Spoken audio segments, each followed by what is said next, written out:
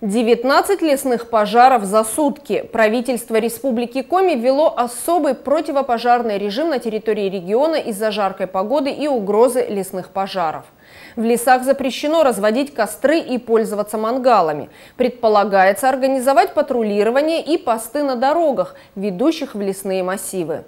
По информации пресс-службы Минприроды Коми, в регионе сохраняется высокий класс пожарной опасности. С начала года в лесах Коми возник 51 пожар. Огнем повреждено 620 гектаров территории. Министерство призвало жителей воздержаться от посещения лесов, разжигания костров и мангалов. С 11 по 31 июля включительно планируется ограничить пребывание граждан в лесах и въезд в них транспортных средств, за исключением сквозного проезда по дорогам общего пользования.